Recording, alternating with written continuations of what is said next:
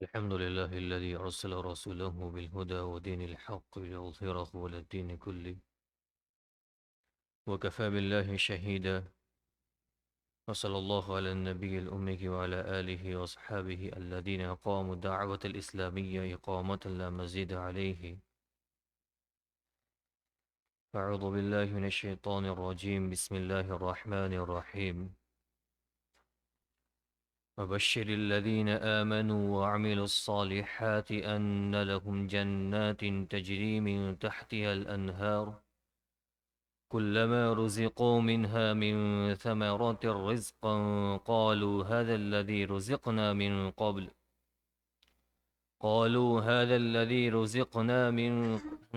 قبل وأتوا به متشابها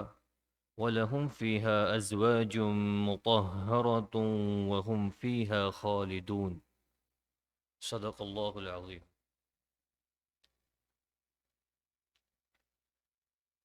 محترم بھائی دوستو بزرگوں، جیسے میں نے گزشتہ مجلس میں عرض کیا تھا کہ اللہ رب العزت نے ایک عام دعوت دینے کے بعد انسانوں کو عام عبادت کی طرف بلانے کے بعد قرآن شریف کے اندر پہلی سورہ بقرہ کے دوسرے رکوع کے بعد سے تین بڑے اہم عقیدوں کے بارے میں اللہ تعالیٰ نے دعوت دی تھی، اس کا اعلان کیا تھا، اس کی طرف بلایا تھا، اس کو بتلایا تھا۔ اس میں سے ایک یہ تھا عقیدہ توحید، جس کے متعلق باتیں گزر چکی۔ دوسرا عقیدہ تھا عقیدہ رسالت،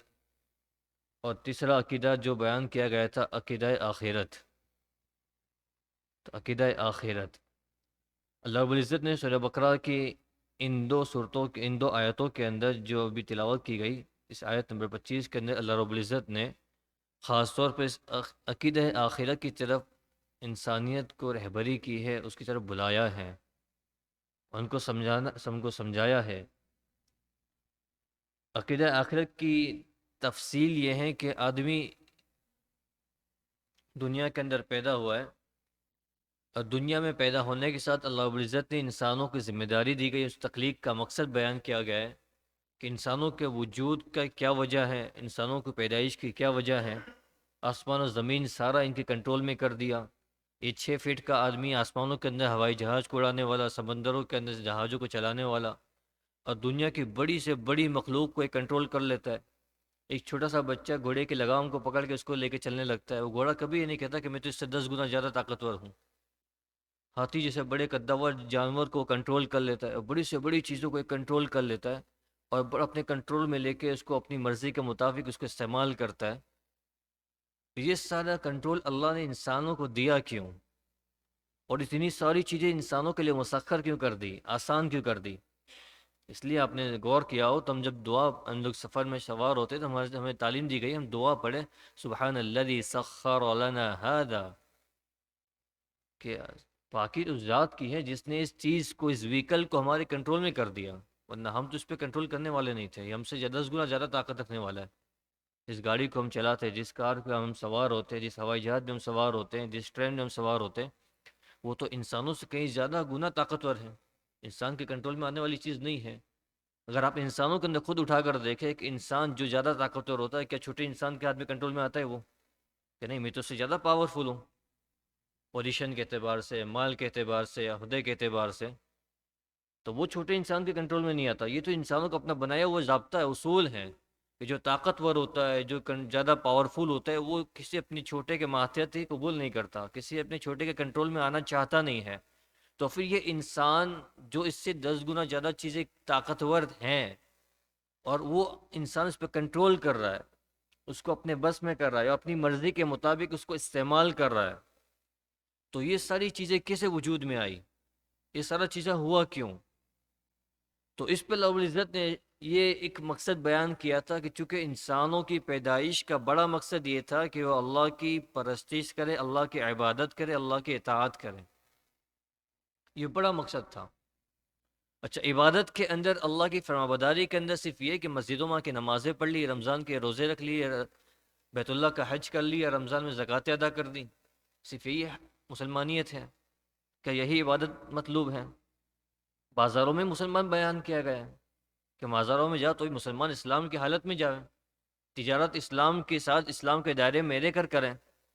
صلی اللہ کے رسول صلی اللہ علیہ وسلم کی حدیث مبارکہ ہے، التاجر الصدوق الامین مع النبیین والصدیقین والشہداء والصالحین، سچا تاجر امانت داری کے ساتھ تجارت کرنے والا وہ تو نبیوں کے ساتھ کھڑا کیا جائے گا،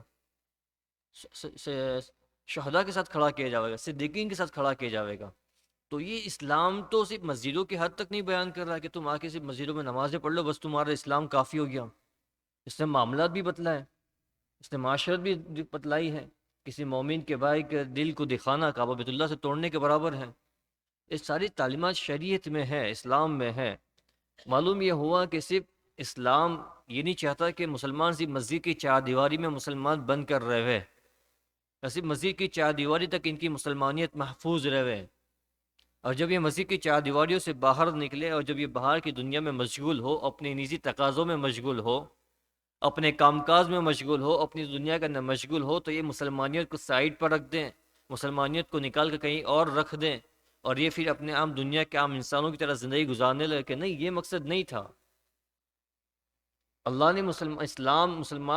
اسلام قبول کرنے والوں کو جیسی مسجد میں اطاعت کی تعلیم دی ہے، ویسی اس کو اطاعت کی ڈیمانڈ کی ہے کہ تو بزنس کرتے ہوئے بھی ویسے اطاعت کر۔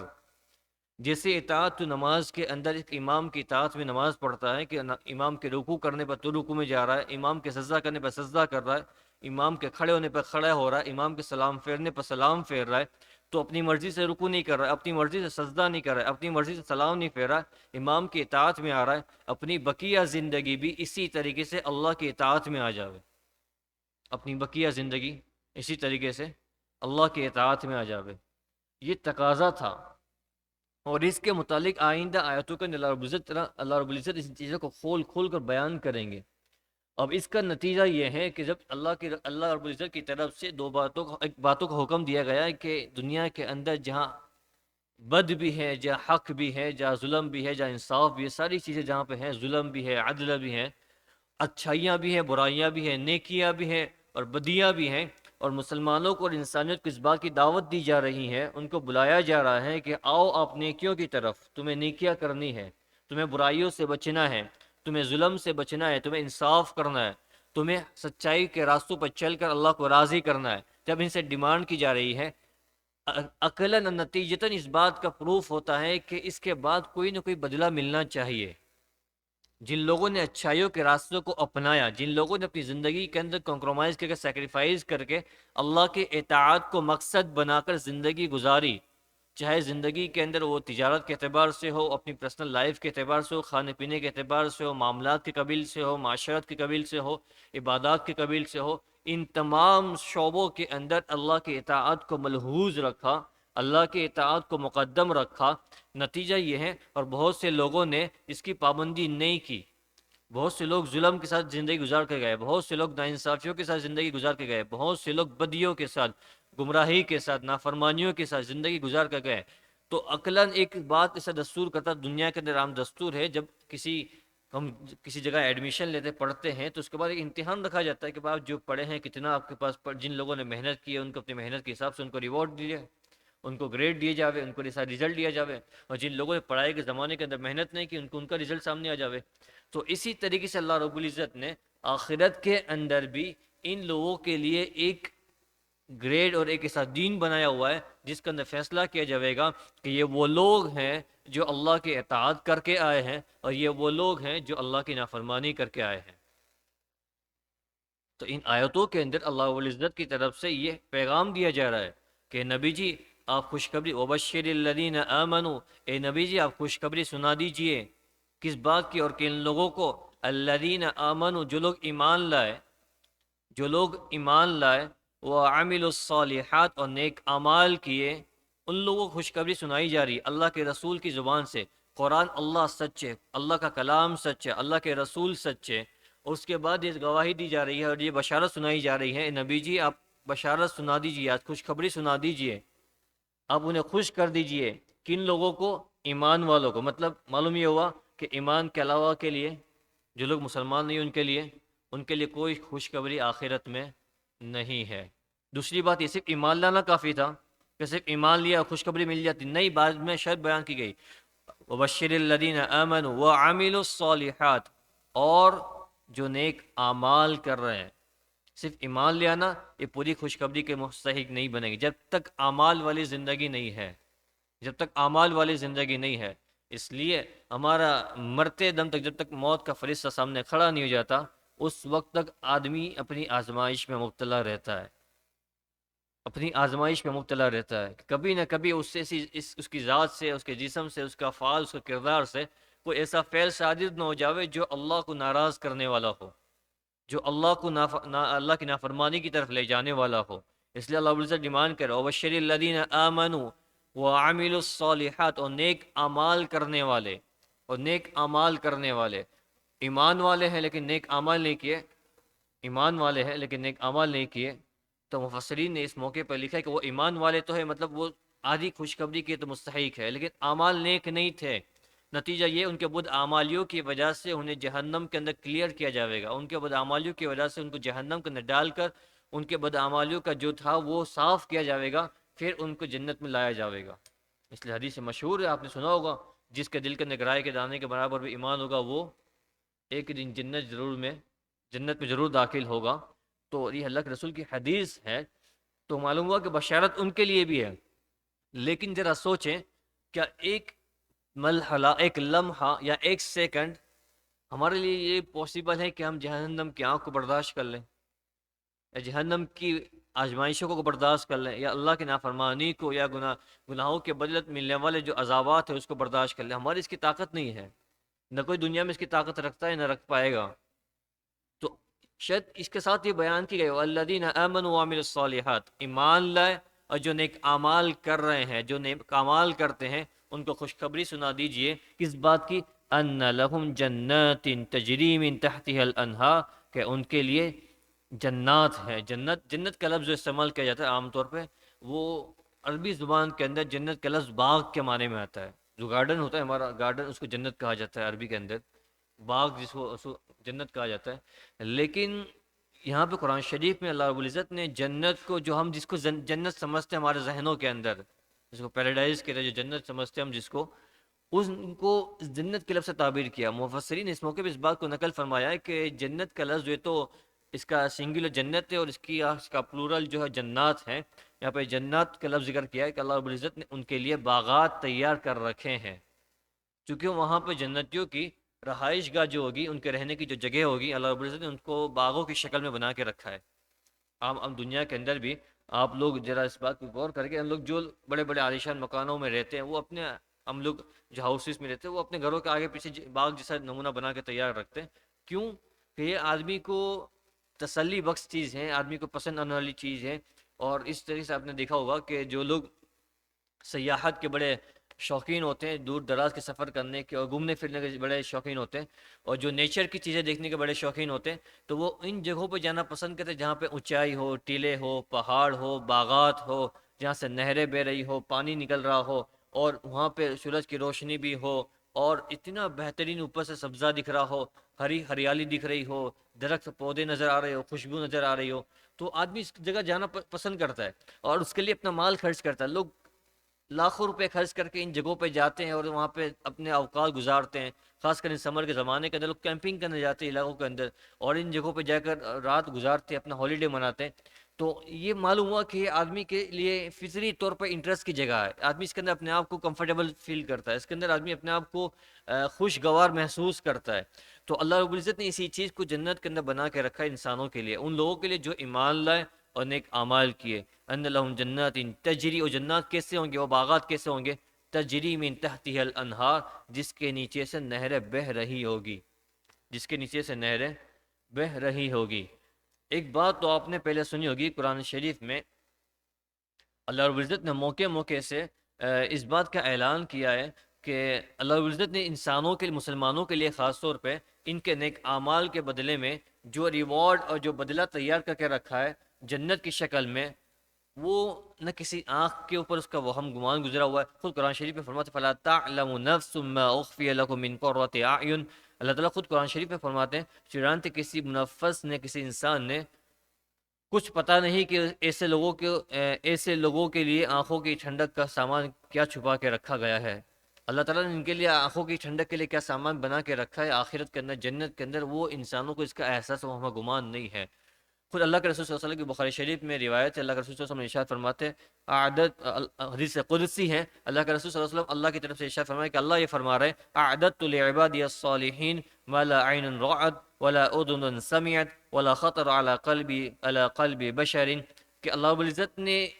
اپنے بندوں کے لیے، اپنے نیک بندوں کے لیے آخرت کے اندر ایسی جگہ اور ایسی جنتیں بنا کے رکھی ہیں جو نہ کسی آنکھ نے کبھی دیکھی ہے،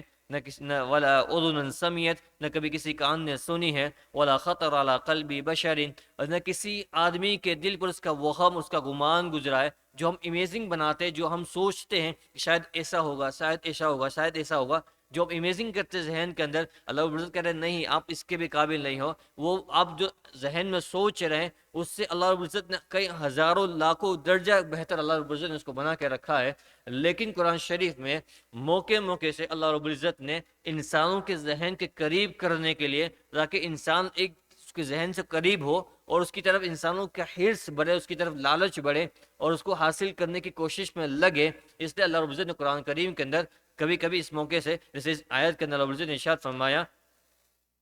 لہم جنات تجری من تحتها الانہار، ان کے لیے ایسے باغات تیار کیے گئے ہیں جس کے کوالٹی بیان کر دی گئی کہ اس کے نیچے سے نہریں بہہ رہی ہوگی، باغات کے نیچے سے نہریں بہہ رہی ہوگی، ان کے لیے ایسے باغات تیار کیے گئے ہیں۔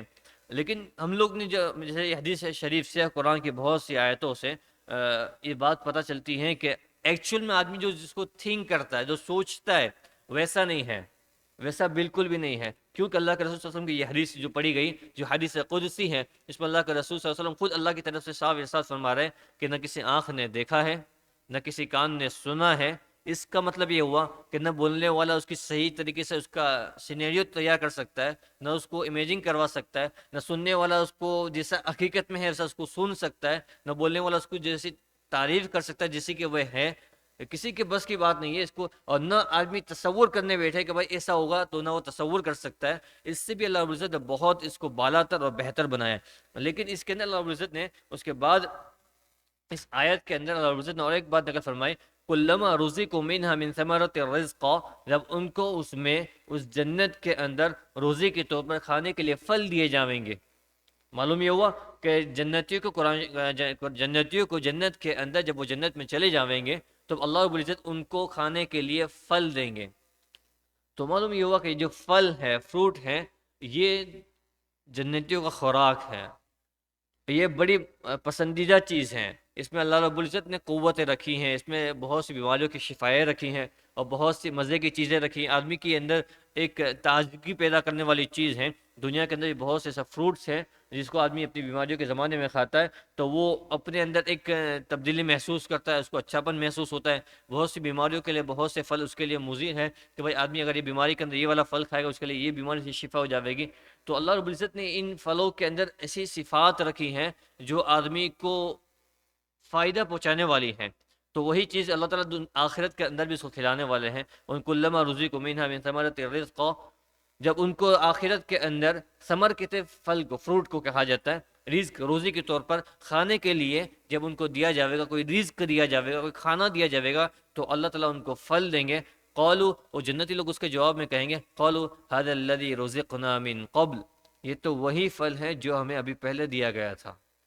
قالوا هذا الذي رزقنا من قبل، یہ تو وہی پھل ہے جو ہمیں پہلے دیا گیا تھا۔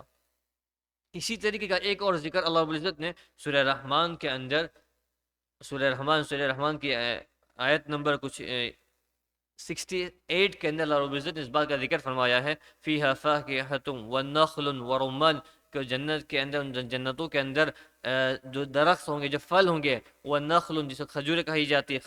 جاتی ہے، اور رمان انار کہے جاتے ہیں۔ اللہ رب العزت خود ان الفاظ کو پیسیفائی کر کے قرآن میں بیان کیا گیا ہے کہ جنتیوں کے لیے جو جنت میں جو پھل تیار کیے گئے، جو فروٹس تیار کیے گئے ہیں، اس میں ایک تو کھجوریں ہیں، رمان انار ہیں، جو کہ ان کو کھانے کے لیے اور ان کو اپنی تازگی کے لیے دیے جائیں گے۔ تو اس سے معلوم ہوا کہ اللہ رب العزت نے ان کے لیے جنت کے اندر فروٹس کا انتظام کر رکھا ہے، لیکن جنتی لوگ اس فروٹس کو جب بھی کھائیں گے تو وہ کہیں گے، کلما رزقوا منها من ثمرۃ الرزق قالوا هذا الذي رزقنا من قبل، ھذا الذی رزقنا من قبل، یعنی کہ یہ چیز تو ہمیں پہلے بھی دی گئی تھی۔ اس کا اگر لفظی ہم ترجمہ دیکھیں، جب ان کو روزی کھانے کے لیے کوئی چیز دی جاوے گی، قالو وہ کہیں گے ھذا یہ، الذی جو ہم کو دیا گیا، رزقنا روزی کے طور پر، من قبل یہ تو ہم کو پہلے بھی روزی کے طور پر دیا گیا تھا۔ علامہ قرطبی کے حوالے سے مولانا تقی صاحب رحمۃ اللہ علیہ دامت برکاتہ علیہ نے اس موقع پہ اس کی دو تفسیر بیان فرمائی ہے۔ ایک تو یہ کہ اس کا مطلب یہ ہو سکتا ہے کہ اللہ رب العزت نے اس طرح کے پھل ہم کو پہلے دنیا میں دیے تھے، جیسے اللہ تعالیٰ خود بیان کر کے جنتیوں کے لیے وہاں پہ کھجوریں ہوں گی، تو کھجوریں تو ہم دنیا میں بھی دیکھ رہے ہیں، رمان ہوں گے، انار ہوں گے، تو انار تو ہم دنیا میں بھی دیکھ رہے ہیں۔ تو علامہ قرطبی رحمۃ اللہ فرما رہے ہیں کہ اس آیت کا ایک مطلب تو یہ ہو سکتا ہے کہ اس کا مطلب یہ کہ جنتی لوگ یہ کہیں گے کہ یہ جو ہم پھل ہم کو جو دیا جا رہا ہے، یہ پھل تو ہم پہلے دنیا میں بھی کھا کے آئے ہیں، ہم نے اسی طرح کا پھل دنیا میں بھی دیکھا ہوا ہے، اس طرح کا پھل ہم نے دنیا کے اندر بھی اس کا تجربہ کیا ہوا ہے۔ لیکن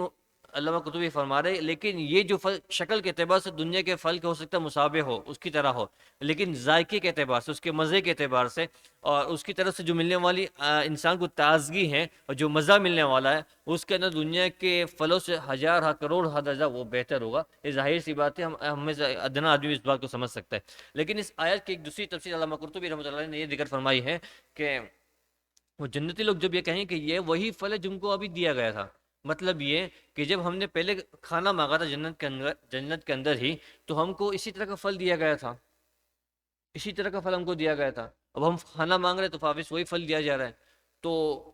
جنتی لوگ کہیں یہ تو وہی پھل ہے جو ہم کو ابھی پہلے دیا گیا تھا۔ تو اس میں ایک دو پہلو نکلتے یہ کہ ابھی ہم نے اس کو کھایا، اور واپس جو دنیا کے اندر تو کسی چیز کو پیداوار کرنے ایک زمانہ لگتا ہے، اس کو کسان اس کے پیچھے محنت کرتا ہے، اس کو پانی دیتا ہے، وقت اس کے اوپر سیزن نکلتی ہے، اور ایک بڑا لمبا چوڑا زمانہ لگتا ہے، اس کے بعد وہ پھل ایک بار ختم، فصل ختم ہونے کے بعد دوسری فصل لگتی ہے۔ جنتی لوگ ابھی ایک پھل کھایا اور دوبارہ اگر اس کو وہی پھل کھانا ہوگا، اسی درخت پہ وہی جگہ پہ وہی پھل لگ چکا ہوگا، تو یہ کہے گا کہ یہ تو ابھی ہم نے کھایا تھا، واپس وہاں پہ لگ گیا، یہ تعجب کرے گا ایک۔ اور دوسرا یہ بیان کیا ہوا ہے کہ وہ دوسرا معنی بیان کیا ہوا ہے کہ وہ دیکھنے کے اعتبار سے سیملر ہوگا، دیکھنے کے اعتبار سے کہ وہ کہ ہاں جو آپ نے پہلے پھل کھایا تھا وہی پھل، یہ ہو سکتا ہے کہ وہ اسی طرح دکھتا ہے، لیکن مزے کے اعتبار سے ٹوٹلی ڈیفرنٹ ہوگا، وہ مزہ بالکل نہیں جو پہلے والے پھل میں تھا، جو کہ جنت میں کھایا ہوا تھا۔ یہ والا پھل دوسرا ہے، اس کے اندر مزہ دوسرا ہوگا، اور جو پہلے والے سے زیادہ ہوگا، اور یہ اس کا مزے کو بڑھاتا جائے گا۔ اگر یہ اسی طریقے کا تیسرا پھل مانگے گا،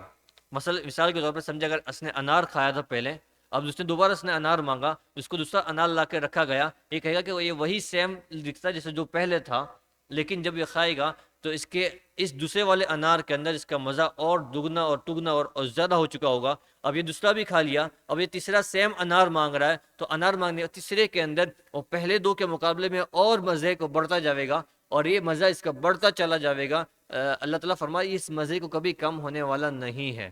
یہ مزہ کبھی کم ہونے والا، یہ ایک کے بعد ایک کے بعد ایک سٹیپ بڑھتا چلا جاوے گا، بڑھتا چلا جاوے گا، اور آدمی کو ایک دکھنے کے اعتبار سے وہ مشابہ ہوں گے اور ایک دوسرے کے مانند ہوں گے، لیکن وہ ایکچول میں ذائقے کے اعتبار سے جو کہ اصل مقصود ہے، پھلوں کو دیکھنے کے لیے آدمی نہیں لاتا، پھلوں کو آدمی کھانے کے لیے لاتا ہے، تو جو کہ اس کا مقصد ہے،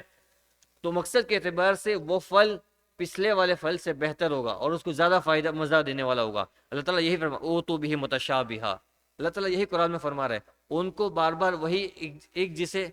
مشابہ ان کو پھل دیے جائیں گے، جو دکھنے میں کے اعتبار سے دونوں برابر ہوں گے، دونوں سیم ہوں گے، ان کو پھل دیے جائیں گے، لیکن ذائقے کے اعتبار سے دوسرا والا پھل پہلے والے سے بہتر ہوتا چلا جائے گا، اور اس طرح یہ اوپر ہوتا چلا جائے گا۔ اس کے بعد اللہ رب العزت نے قرآن شریف کے اندر اس آیت کے اندر اور ایک نعمت کا ذکر فرمایا، جن کو جنت دی جاوے گی، اور جو ایمان والوں کو ان کے نیک اعمال کے بدلے میں جنت کے باغات دیے جاویں گے، اور جنت کے باغات کے اندر وہ رہیں گے، اپنی زندگیاں بشر کریں گے، اور وہاں ان کو کھانے کے لیے پھل دیے جاویں گے۔ اس کے ساتھ اللہ رب العزت نے یہ بھی ساتھ فرمایا کہ وہ تو بھی متشابہ، ان کو مشابہ پھل دیے جاویں گے، مطلب وہ سملر ہوں گے دکھنے کے اعتبار سے، وہ ایک دوسرے سے برابر ہوں گے۔ اس کے بعد کی آیت میں اللہ رب العزت ارشاد فرما رہے وَلَهُمْ فِيهَا أَزْوَاجٌ مُطَهَّرَةٌ، اور ان کے لیے وہاں جنت میں ایک اور نعمت اللہ نے تیار کر رکھی ہے، وہ پاکیزہ بیویاں۔ اللہ تعالیٰ جنت میں اور ایک چیز بنا کے رکھی ہے انسانوں کی اور مسلمانوں کی اور ایمان والوں کے نعمت اور اعزاز کے طور پہ، پاکیزہ بیویاں۔ اس سے پتہ چلا، مفسرین اس موقع پہ لکھتے ہیں کہ آدمی کا شادی شدہ ہونا یہ جنتیوں کی صفت ہے، آدمی کا دنیا کے اندر شادی شدہ ہونا جنتیوں کی صفت ہے۔ اللہ تعالیٰ قرآن کے اندر بھی جب جنتیوں کا ذکر فرما رہے ہیں تو جنت کے مرد کو بھی کنوارا نہیں رکھا، اس کی بھی جنت میں جانے کے بعد شادی کروا دی۔ تو آدمی کا جنتیوں کی صفت ہے کہ وہ شادی شدہ ہو، اللہ تعالیٰ ان کے اعزاز کے اندر شادیاں کروائیں گے، اور بیویاں ہوگی، اور ان کو نعمت کے طور پر بیوی دی جائے گی۔ تو اس سے مفسرین نے ایک بات نکلی کہ دنیا کے اندر بھی جب بیوی دی جاتی ہے تو وہ ایک نعمت کے طور پر ہے، جیسے آخرت کے اندر چونکہ نعمت کی چیز ہے، اللہ اس عورت ذات کو آخرت کے اندر، جنت کے اندر جنتیوں کو دیا رہا ہے، وہ نعمت کے طور پہ دے رہا ہے۔ جیسے پھل اس کو نعمت کے طور پر دیا، رہنے کے لیے باغات اس کو نعمت کے طور پر دیے، اس کو مزے کی چیزیں نعمت کے لیے دی، تو اللہ رب العزت نے عورت کو بھی اس کو نعمت کے طور پر دیا تاکہ وہ اس سے بھی فائدہ اٹھائے اور اپنا سکون حاصل کریں، اپنا سکون حاصل کریں۔ ایک تو ایک بات لکھی کہ جنتیوں کی صفت ہے، دوسرا یہ کہ عورتیں آدمیوں کے لیے نعمت ہے، عورتیں آدمیوں کے لیے نعمت ہے۔ اس لیے اللہ کے رسول صلی اللہ علیہ وسلم کی حدیث مبارکہ ہے، اللہ کے رسول صلی اللہ علیہ وسلم ارشاد فرماتے ہیں وہ آدمی بڑا خوش نصیب ہے، اور وہ آدمی بڑا خوش نصیب ہے، اس کے دنیا کی بہت اس کے پاس نعمت ہے، جس کو اچھی بیوی مل گئی، جس کو اچھی بیوی مل گئی، اور وہ آدمی بڑا قسمت کا مارا ہے جس کو بیوی بری ملی۔ بری صورت شکل کے اعتبار سے بات نہیں ہو رہی ہے، اللہ کے رسول صلی اللہ علیہ وسلم جو مقصد تھا وہ سیرت کے اعتبار سے تھا، اس کے اخلاق کے اعتبار سے، کردار کے اعتبار سے، گفتار کے اعتبار سے، کہ خاوند کی خدمتوں کے اندر وہ اللہ کے ساتھ کتنی اونیسٹ ہے، اور جو عورت جتنی اللہ سے اونیسٹ ہوگی وہ اتنی اپنے شوہر سے اونیسٹ ہوگی، وہ اتنی اپنے شوہر کی خدمت کرنے والی ہوگی۔ اگر اللہ سے خیانت کرنے والی ہے تو کہیں نہ کہیں اپنے شوہر سے بھی خیانت کرنے والی ہوگی، کیونکہ وہ جو اب اپنے خالق کی نہیں ہو رہی ہے تو وہ خالق کی طرف سے مل گئی ہے کہ شوہر کی کیسے ہو سکتی ہے؟ تو یہ اللہ کا دستور ہے۔ تو اللہ رب العزت نے اس آیت کے اندر خاص طور پہ اس نعمت کو ذکر فرمایا ہے، بہت سی اور نعمتیں بھی تھیں جنت کے اندر جس کے لمبے چوڑے ذکر ہیں، لیکن اللہ رب العزت نے خاص اس نعمت کو ذکر فرمایا، وَأُتُوا بِهِ وَلَهُمْ فِيهَا أَزْوَاجٌ مُطَهَّرَةٌ، اور ازواج کا لفظ استعمال کیا ہے، جو عربی جانے والے زوج ان کا ایک اور بیوی کا ہے، ازواج یہ پلورل ہے، سنگولر نہیں ہے، مطلب ایک بیوی نہیں ہوگی، وہاں پہ بہت سی بیوی اللہ تعالیٰ جنت میں ایک آدمی کے لیے بہت سی بیویوں کا انتظام کرے گا۔ تو معلوم ہوا کہ دنیا کے اندر آدمی اس کے پیچھے مرتا پھرتا ہے، لیکن وہ حالات کے اعتبار سے کبھی نہیں کر پاتا، یا اس کو طاقت نہیں ہو پاتی کبھی گھروں کے اعتبار سے، لیکن جنت میں اللہ عز و جل فرمایا وَلَهُمْ فِيهَا أَزْوَاجٌ مُطَهَّرَةٌ، ان کے لیے بہت سی بیویاں، کتنی بیویاں ہوگی کوئی لیمٹ بیان نہیں کی ہے، کسی جگہ آپ کو شریعت کے اندر جتنا بھی آپ نالج کو اٹھا کر چھان لے قرآن حدیث کو، کسی جنتی کی کوئی لیمٹ بیان نہیں کی بیویوں کی۔ دنیا میں 4 کی لیمٹ ہے، جنت میں کوئی لیمٹ بیان نہیں کی، ان لمیٹڈ، اور چھوٹے چھوٹے نعمت پر بڑے بڑے کہ بس 70,000 حوریں کو یہاں پہ دی جائے گی، 80,000 حوریں کو وہاں پہ دی جائے گی، اس کو وہاں پہ دی جائے گی، اللہ طاقت بھی اس اعتبار سے وہاں پہ دیں گے، ان کے ساتھ رہنے کی جو طاقت ہے حقوق ادا کرنے کی طاقت اس اعتبار سے وہاں پہ اللہ تعالیٰ دیں گے۔ دنیا کے اندر بہت سے قوانین ہیں، اگر ایک آدمی شادی شدہ ہے دوسری شادی کرنی ہے، اس کے لیے شریعت نے مستقل بڑے لمبے چوڑے مسائل بیان کر کے رکھے ہیں، اگر وہ اس کے اوپر پورا کرنے کی طاقت و قدرت رکھتا ہے تو شریعت کی طرف سے اس کو پرمیشن ہے کہ دوسری شادی کی طرف اپنا قدم اٹھائے، اگر نہیں کر سکتا تو وہ اپنی جہنم کی طرف قدم اٹھا رہا ہے، کیونکہ اعتدال باقی نہیں رکھے گا، وہ انصاف کا تقاضا پورا نہیں کر پائے گا، ایک دوسرے کے اندر جو تمیز رکھنی چاہیے، ایک دوسرے کے اندر جو لیول برابر رکھنا چاہیے وہ نہیں کر پائے گا، تو وہ اپنا بدعمالیوں کی طرف دھیمے دھیمے بڑھتا چلا جائے گا، اور بدعمالیوں کی وجہ سے دھیمے پھر ایک دن وہ اپنے اعمال کی بدولت، وہ میں نے ابھی شروع میں عرض کیا تھا، وہ نیک اعمال نہیں کیے، ایمان ہے لیکن نیک اعمال نہیں کیے، برے اعمال ہو گئے، بدعمالیاں ہو گئی، اللہ کے احکام فالو نہیں ہوا، مطلب اللہ کی نافرمانی ہو گئی، تو اس کی بدولت جہنم میں جل کر وایا جہنم اس کو جنت میں آنا پڑے گا۔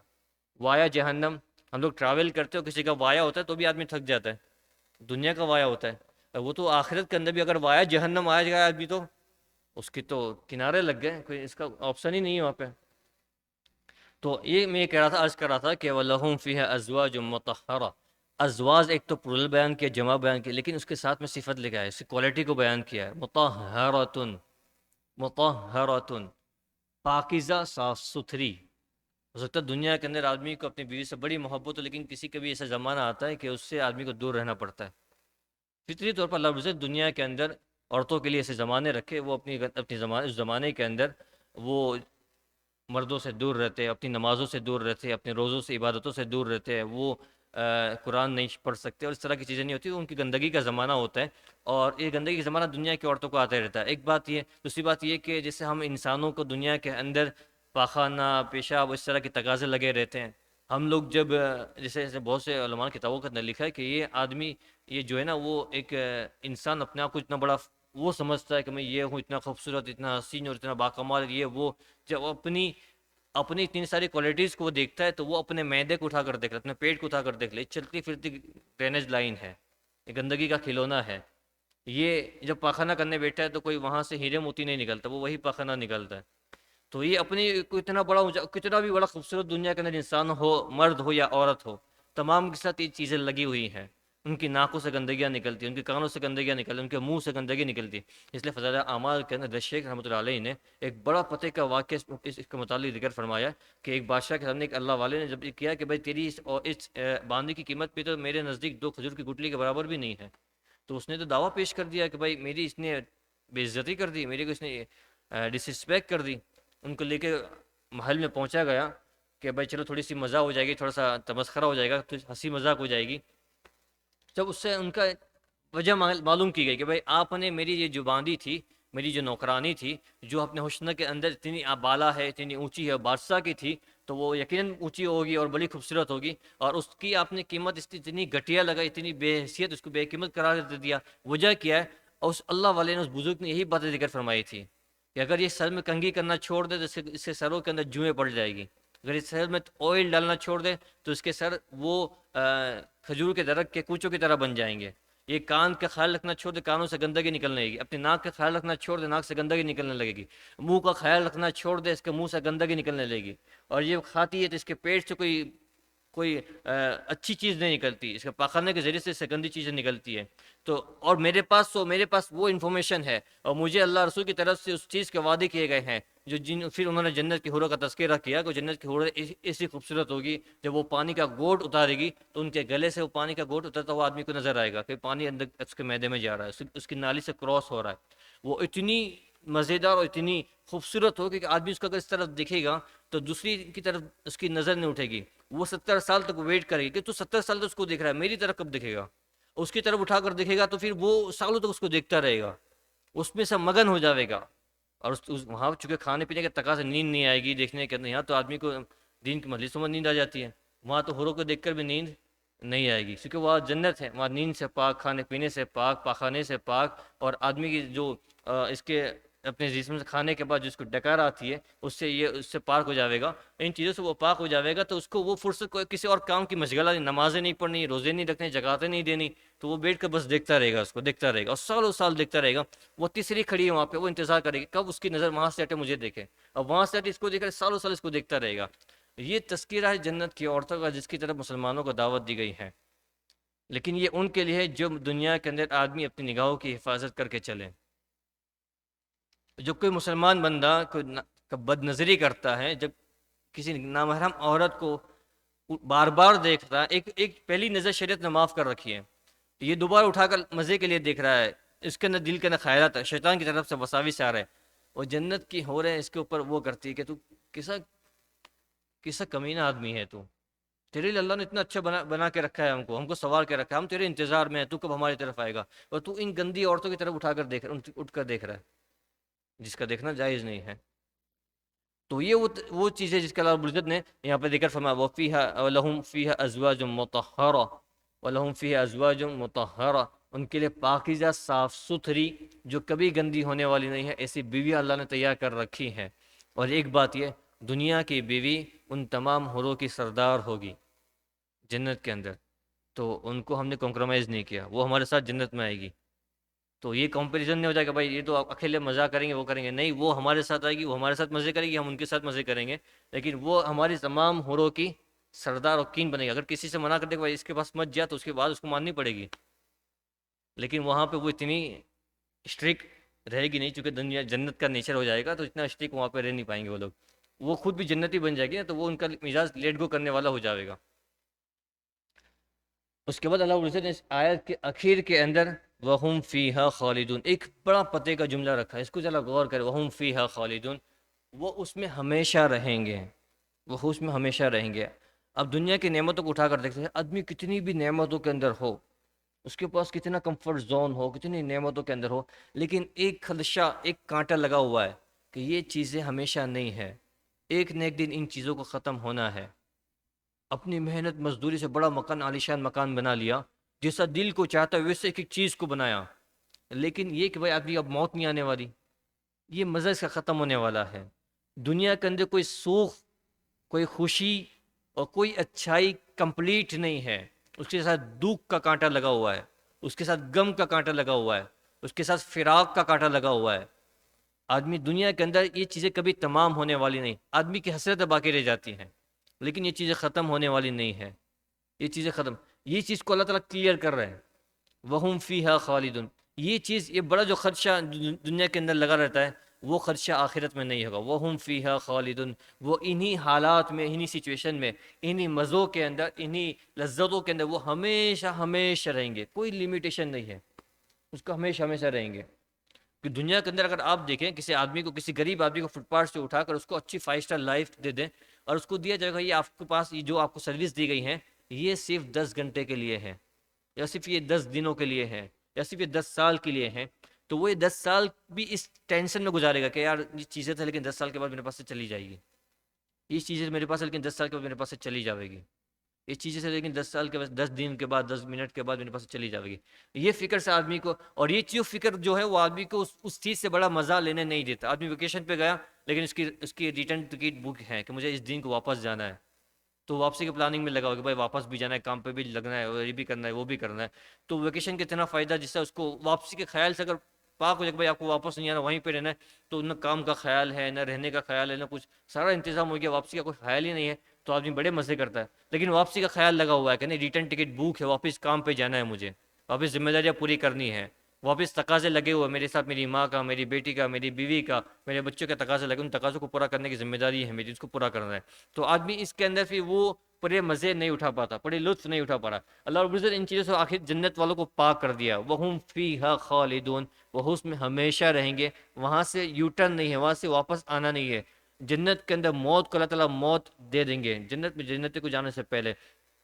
ملک الموت کو ایک میڈے کی شکل میں لایا جائے گا اور ان کو ذبح کر دیا جائے گا اور ان کو وہاں پہ موت آ جائے گی۔ اسی چیز کو اللہ رب العزت نے، تو یہ اتنی بڑی نعمت ہے کہ اس چیز کو اللہ رب العزت نے سورہ صافات کے اندر ذکر فرمایا ہے۔ ایک جنتی آدمی جب اس بات کو سنے گا، جب ان سے کہا جائے گا وَهُمْ فِيهَا خَالِدُونَ، یہ جنات آپ کے حوالے ہیں، یہ جنتوں میں آپ داخل ہو گئے، اب یہاں سے آپ کبھی نکالے نہیں جاؤ گے، یہاں سے آپ کو کبھی کوئی چیز نعمت کم نہیں ہوگی، اب آپ کو کبھی یہاں سے نکل کر لوٹ کر آنا نہیں ہے۔ وہی چیز کو سن کر پکار پکار کر کہے گا افما نحن بمیتین الا موتتنا الاولی، کیا اب ہم مرنے والے نہیں ہیں، کیا اب مرنے والے نہیں ہیں؟ وہ چیخ چیخ کر جنتی کو کہے گا کیا اب مرنے والے نہیں ہیں، کیا ہماری جو پہلی موت تھی وہی ہماری موت تھی، اب دوسری ہماری موت آنے والی نہیں ہے۔ مطلب وہ اتنا خوش ہوگا کہ اب ہماری موت آنے والی نہیں ہے، مطلب یہ جو نعمت ہمارے پاس ہے، یہ ہمیں نعمت ہمارے پاس ہمیشہ رہنے والی ہے، یہ نعمت کبھی ختم ہونے والی نہیں ہے، یہ نعمت کبھی ختم ہونے والی نہیں ہے۔ یہ وہ چیز ہے، یہ وہ چیز ہے جو دنیا کے اندر لالچ کرنے والے، مال کے لالچ کرنے والے، مکانوں کے لالچ کرنے والے، اچھے تجارتوں کے لالچ کرنے والے، اچھی سواریوں کے لالچ کرنے والے، اچھے رہن سہن کے لالچ کرنے والے، اللہ تعالیٰ فرما رہے یہ وہ چیز ہے۔ اللہ تعالیٰ خود قرآن کہہ رہا ہے لالچ جائز نہیں ہے شریعت میں سوائے ایک چیز کے، سوائے ایک چیز سے، وفی ذلک فلیتنافس المتنافسون، یہ لالچ کرنے کی جگہ ہے، یہ کمپٹیشن کی جگہ ہے کہ یہاں آدمی کمپٹیشن لگائے اور اپنی جنت کو ایک دوسرے سے بہتر بنائے۔ دنیا کے اندر آدمی بھائی فلاں کا گھر اتنے 1 ملین کا بنا ہوا ہے، میرا گھر 1.5 کا ہو جاوے، میرا گھر 2 ملین تک پہنچ جائے، میرا گھر 2.5 ملین تک پہنچ جاوے۔ اللہ تعالیٰ کہہ رہے یہ جگہ ہے، یہاں اپنے جوہر دکھائے، یہاں اپنی طاقتیں دکھائیں، یہاں اپنی جنت کو دوسرے کی جنت سے بہتر بنانے کی کوششیں کریں، یہ آپ کے لیے جگہ ہے۔ دنیا کی محنت آپ کی فنا ہو جانے والی ہے، وہ ختم ہو جانے والی، وہ باقی نہیں رہنے والی۔ اللہ تعالیٰ کہہ رہے فَلْيَتَنَافَسِ الْمُتَنَافِسُونَ، یہ وہ چیزیں ہیں جس میں آدمی کو لالچ کرنی چاہیے۔ یہ ایک ہی مقام ہے جہاں پہ اللہ نے لالچ کو حلال کیا ہے، اس کی پرمیشن دی ہے، اور اس کو اللہ تعالیٰ انکریز کیا ہے کہ کرو لالچ، کرو لالچ۔ اب صحابہ کی تاریخ کو اٹھا کر دیکھیں، صحابہ کی ہسٹری کو اٹھا کر دیکھیں، صحابہ کرام نے جب قربانیاں دی ہیں ان کا صرف ایک ہی مقصد تھا، اللہ کے رسول صلی اللہ علیہ وسلم نے جو صحابہ کو اٹھایا ہے وہ جنت کی بنیاد پر اٹھایا ہے، جنت کی بنیاد پر اٹھایا ہے۔ یہ نہیں کہ آپ کو عہدے دیے جاویں گے، یہ نہیں کہا تھا کہ بھائی آپ کو فلاں جگہ کا عمر، آپ کو اتنی بڑی حکومت آپ کو حوالے کی جائے گی، یا آپ کو فلاں جگہ کا یہ کیا جائے گا، نہیں۔ اللہ کے رسول نے کہا وہ ساری چیزیں فنا ہونے والی تھی، عہدے فنا ہونے والے تھے،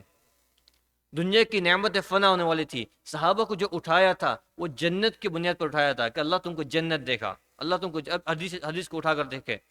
اور سینکڑوں موقع پہ اٹھا کر دیکھے اللہ کے رسول ان کے نیک اعمال کے بدلے میں جنت کی طرف آگے کر رہے ہیں، جنت کی طرف آگے کر رہے ہیں۔ کیوں؟ اگر دنیا کی چیزیں تو آج ہے کل نہیں ہے، آج اس کو مل گئی کل اس کو نہیں ملی، وہ اپنے ایمان سے آگے پیچھے ہو جائے گا، لیکن جنت کی وہ چیزیں ہیں جو ہمیشہ ہمیشہ رہنے والی ہے اور موت کے بعد ملنے والی ہے، تو آدمی اپنے ایمان سے آگے پیچھے نہیں ہوگا۔ اور صحابہ اس جنت کی بنیاد پر کھڑے ہوئے تھے، کوئی حالات ان کے پیر کو توڑ نہیں سکے،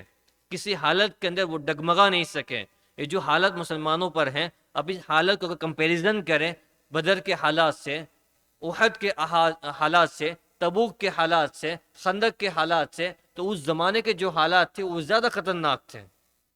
زیادہ خطرناک تھے۔ اللہ کے رسول نے بدر کے موقع پر یہ کہہ دیا تھا کہ یا اللہ اگر یہ مجمع ختم ہو گیا، یہ مجمع ختم ہو گیا، اب تیری زمین پر تیرا نام لینے والا کوئی باقی نہیں رہے گا، کوئی باقی نہیں رہے گا، یہ آخری وہ مجمع جو تیرا نام لینے والا ہے، اگر یہ مر گئے آج اس میدان کے اندر، تیرا نام لینے والا روح زمین پر ایک بندہ بھی باقی ہے۔ یہاں تک نوبت آ چکی تھی، آج تو وہ نوبت نہیں ہے الحمدللہ، دنیا کے کونے بھرے پڑے ماشاءاللہ مسلمانوں سے،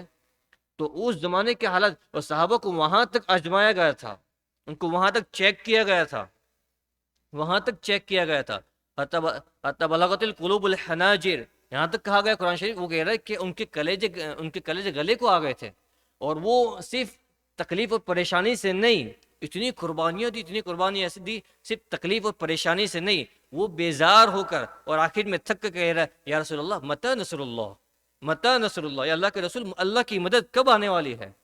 اللہ کی مدد ہماری طرح نہیں کہ ایئر کنڈیشن کے اندر بیٹھ کر اپنے رات نافرمانیوں کے اندر گزار کر، نمازوں کو کمپرومائز کر کے اپنے خواہشات کے مطابق زندگیاں گزار کر، جب کبھی امت کے حالات کو دیکھ لیا تو 5 منٹ 10 منٹ 1 گھنٹہ 2 گھنٹہ امت کی فکر پیدا ہو گئی اور اندر سے جائزیہ پیدا ہو رہا ہے، مطلب اللہ کی مدد کب آئے گی؟ انہیں وہ 24 گھنٹے اللہ کے سامنے پڑے ہوئے تھے، ان کا 1 سیکنڈ اللہ کی نافرمانی میں نہیں گزرتا تھا، اور اپنی جان لگا رہے، اپنا مال لگا رہے، اپنی اولادیں قربان کر رہے، اپنے بیٹے قربان کر رہے، اور ساری چیزیں قربان کرنے کے بعد ایک چھوٹا سا واقعہ ذہن میں آ گیا، بدر کے موقع پر حضرت ابوبکر صدیق رضی اللہ تعالیٰ عنہ اپنے گھر کے اندر بیٹھے ہوئے تھے، آپ کے بیٹے وہ بدر کے بعد اسلام لے کر آئے ہیں، حضرت ابوبکر صدیق رضی اللہ تعالیٰ عنہ کے بیٹے وہ بدر کے موقع کے بعد اسلام لے کر آئے ہیں، وہ جب گھر کے اندر بیٹھے تھے، باپ بیٹے اور گھر کا سارے لوگ جس ہم لوگ کھانے پہ دسترخوان پہ جمع ہوتے ہیں، وہ کھانے کے بعد وہ کہہ رہے ہیں کہ ابا آپ کو یاد ہے بدر کی لڑائی ہوئی تھی؟ کہ ہاں بدر کی لڑائی، کہ ہم لوگ وہ کفاروں کی طرف سے آئے تھے بدر کی لڑائی کے اندر، اور حضرت ابوبکر صدیق رضی اللہ تعالیٰ عنہ اللہ کے رسول صلی اللہ علیہ وسلم مسلمانوں کی طرف سے گئے تھے، اور ان کے بیٹے کفاروں کی طرف سے آئے، ابو جہل کے لشکر میں آئے تھے۔ وہ کہہ رہے کہ جب میں فائٹ کر رہا تھا، میں لڑ رہا تھا، تو ایک موقع پہ آپ میری تلوار کے نیچے آ گئے تھے، آپ میری تلوار کے نیچے آ گئے تھے، اور میں نے یہ سوچا کہ سر میرا باپ بوڑھا باپ ہے، چھوڑ دے، بوڑھا باپ ہے چھوڑ دے، اور میں نے چھوڑ دیا، میں نے رحم کھا لیا، اور میں دوسری طرف پلٹ گیا، میں دوسری طرف لڑائی کرنے لگا۔ اس موقع پہ ابوبکر صدیق نے جو بات نقل فرمائی ہے، یہ رونگٹے کھڑے کر دینے والا، جو ابوبکر صدیق فرما رہے، اگر میں تجھے دیکھ لیتا اس میدان کے اندر، میں 1 سیکنڈ کے برابر بھی تیرے اپنے بیٹے ہونے کا خیال نہیں کرتا۔ کیوں؟ کیا وہ بیٹا نہیں تھا؟ وجہ یہ ہے کہ تو اس وقت اللہ کا دشمن بن کے آیا تھا، تو اس وقت اللہ کا دشمن بن کے آیا تھا، تو میں 1 سیکنڈ بھی تیرا اس بات کا خیال نہیں کرتا کہ تو میری سگی اولاد ہے۔ یہاں تک قربانیاں دینے کے بعد وہ کہہ رہے متی نصر اللہ، نتیجتاً یہ ہوا اللہ کی طرف سے اللہ ان نصر اللہ قریب، اللہ نے قرآن میں اعلان کر دیا بہت نزدیک ہے اللہ کی مدد تمہارے لیے، بہت نزدیک ہے، بہت نزدیک ہے۔ لیکن مسلمانوں کے اعمال اس لیول تک تو پہنچے، مسلمانوں کے اعمال اس لیول تک تو پہنچے، اس لیول تک نہیں پہنچ سکتے، اس کے مشابہ تو ہو جاوے، ہم اس کے مشابہ تو کہہ سکے بھائی تھوڑا تھوڑا ہم اس کے قریب ہو رہے ہیں تو کہہ سکے، ہم تو وہاں تک بھی نہیں پہنچ رہے، اور ہمارے یہ کڑن ہو رہی ہے کہ بھائی اللہ کی مدد نہیں آ رہی ہے، اللہ کی مدد نہیں آ رہی ہے، اللہ کی مدد۔ ہم اپنے اعمال کی طرف اٹھا کر دیکھیں، ہم ان جگہوں کو دیکھیں جہاں پہ ہم اللہ کی نافرمانیاں کر رہے ہیں، چاہے وہ بزنس ہو، ہمارے سواریاں ہو، ہمارا چلنا پھرنا ہو، ہمارا لوگوں کو دیکھنا ہو، ہمارا شاپنگ کرنا ہو، ہمارا گھومنا پھرنا ہو، وہ آدمی خود اپنے گریبان میں ڈال کر دیکھے کہ میں کن کن جگہوں پر اللہ کی نافرمانیاں کر رہا ہوں، اور اسی منہ سے پھر میں یہ تقاضے کر رہا ہوں کہ ہماری ان بے حیثیت عبادتوں کے بدلے اللہ تعالیٰ وہ مدد نازل کر دے جو مدد صحابہ کے ساتھ آئی تھی، جو صحابہ اللہ قادر مطلق ہے، اللہ کرنے والا ہے، لیکن اللہ وہ ڈیمانڈ کرتا ہے، وہ چیزیں ڈیمانڈ کرتا ہے، وہ ڈیمانڈ کرتا ہے۔ لیکن اس کے ساتھ ساتھ ایک اور بات ضروری ہے کہ ہم یعنی جو ہم سے ہوتا ہے یہ سمجھ کر، اب شیطان کی طرف سے چالیں یہ ہوتی ہیں کہ شیطان پھر آدمی کو نا امید اور مایوس کر دیتا ہے، تجھ سے ہوا کچھ نہیں ہے، تجھ سے ہوگا کچھ نہیں، تو کر بھی کچھ مت، تو کر بھی کچھ مت. یہ نہیں ہے، یہ ایک مستقل گناہ ہے، شیطان کا بہکاوا ہے. مسلمان یہ کہتا ہے مجھ سے ہوا ضرور کچھ نہیں ہے، مجھ سے ہوگا ضرور کچھ نہیں، لیکن میں کوشش کرتا رہوں گا، لیکن میں کوشش کرتا، جب تک یہ آنکھیں بند نہیں ہو جاتی میں اللہ کو راضی کرنے کی کوشش کرتا سینکڑوں ہزاروں گناہ ہو جاوے، ہماری محفلیں گناہوں سے لبریز ہوں، لیکن اللہ کی رحمت سے مایوس ہوئے بغیر بار بار اللہ کی طرف لوٹ کر آئیں گے، توبہ کریں گے، بار بار اللہ سے معافی مانگیں گے، چاہے دوبارہ وہی گناہ ہو جائے گا، لوٹ کر واپس آئیں گے، اللہ سے توبہ کریں گے، معافی مانگیں گے، اور واپس اللہ کی طرف رجوع کرتے رہیں گے، اللہ کی طرف رجوع کرتے. یہ مسلمانیت ہے، یہ مسلمانیت ہے. ورنہ وہ اسلام کے دائرے سے باہر نکل جائے گا جو اللہ کی رحمتوں سے مایوس ہو جاتے ہیں، جو اللہ کی رحمتوں سے مایوس ہو جاتے ہیں لوگ. آج ان حالات کے نتیجے کے اندر لوگ اللہ نعوذ باللہ، ایک مسلمان جس کا نام عبداللہ عبد الرحمن ہے، وہ اللہ کی طاقتوں پہ سوال اٹھاتے. ایک عجیب معاملہ ہو جاتا ہے کہ جب وہ اللہ کی طاقتوں پہ سوال اٹھاتے ہیں. ان کا نام عبداللہ عبد الرحمن، ان کا ہیلتھ کارڈ اٹھا کر دیکھو، ان کا لائسنس اٹھا کر دیکھو، عبداللہ عبد الرحمن نام لکھے ہوئے. وہ کہے کہ اللہ اگر ہے تو کیوں مدد نہیں کر رہے؟ تمہارے نوکر ہے اللہ کہ تمہاری ڈیمانڈ پر اللہ مدد کرنے کھڑی کر جاوے. چہروں پہ داڑیاں نہیں ہے، ان کا کھانا حرام ہو رہا ہے، پہننا حرام ہو رہا ہے، دیکھنا حرام ہو رہا ہے، ان کی گاڑیاں سواریاں انٹرسٹ پہ چل رہی ہے، اور وہ ڈیمانڈ کرے کہ ہماری دعاؤں پہ ہم نے 5 آنسو بہا دیے، ہم نے 10 آنسو بہا دیے، ہم نے 10 دن اپنے ماتھے ٹیک دیے، اور اللہ کی مدد ہماری آنکھوں سے دیکھنے لگے. صحابہ کی زندگی اٹھا کر دیکھیں، ان کی قربانیاں اٹھا کر دیکھیں، اور کن حالات میں ان پہ مدد آئی تھی. جب ان کی قربانی اس لیول پر پہنچی تھی، جب وہ اللہ کے راستے پہ نکلے، سمندر ان کے راستے کی رکاوٹ نہیں بن سکا، وہ سمندر پہ گھوڑے دوڑا کے چلے گئے. یہاں تک مدد اللہ کرتا ہے، سمندر پہ گھوڑے دوڑا دیے، تصور کے باہر کی بات ہے. لیکن قربانی اس لیول تک پہنچنی چاہیے، پہنچنی. ہجرت کے موقع پہ صحابہ کی ہوش پراپرٹیاں چھوڑ کے وہ مکے سے مدینہ گئے تھے. ان کی بلند اور بہترین پراپرٹیز تھی مکے کے اندر، اور مدینے میں کیا تھے؟ مدینے میں فقیر تھے. صبح پہنچے مدینے کے اندر، دوپہر کے کھانے کا کوئی انتظام نہیں تھا، دوپہر میں کھا لیا، رات کے کھانے کا انتظام نہیں ہے. مکے میں تھے، مکے میں بڑا لمبا چوڑی پراپرٹیز تھی،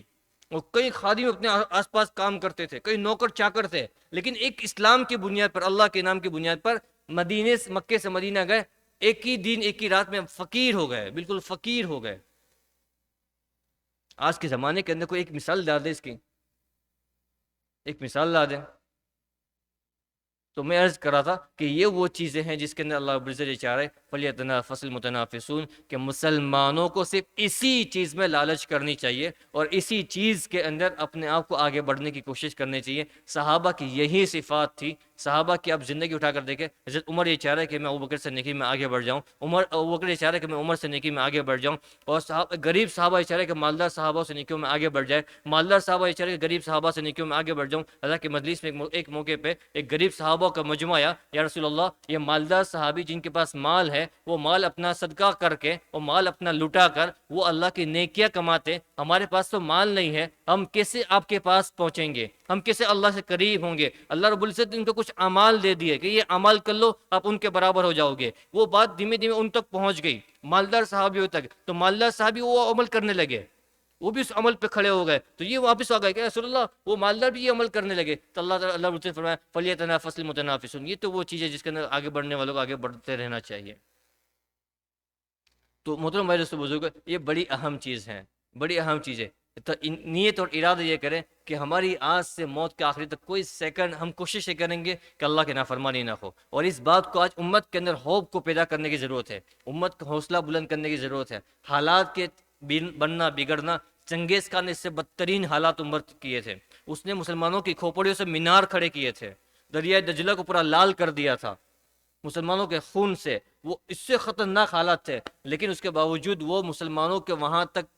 ختم نہیں کر سکا. تو آج کی کوئی ان کیڑے مکوڑے کوئی ہمارے احسان کوئی ہمارا کچھ بگاڑ سکتے نہیں ہیں. ہاں، مسلمانوں کا ایک درد، ایک کڑن ہونی چاہیے، راستہ سدھارنے کو ہونی چاہیے، لیکن اسلام کی ترقی ایک بات ظاہر میں رکھیں، مال کی بنیاد پر اسلام کی ترقی ہوتی. آج مڈل ایسٹ سب سے زیادہ مالدار ہیں، عہدوں کی بنیاد پر، عہدوں کی پوزیشنز کی بنیاد پر اسلام کی ترقی، مسلمانوں کی ترقی ہوتی، دنیا کے حکومت چیک کر لے، مسلمان بڑی بڑی پوزیشنوں پر ہے، ایجوکیشن کے نام پر ہوتی، دنیا کے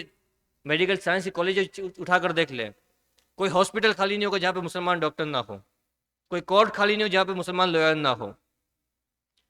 اسلام پہلے اٹھا تھا، مسلمانوں کو پہلے ترقی ہوئی تھی اسلام کی بنیاد پر،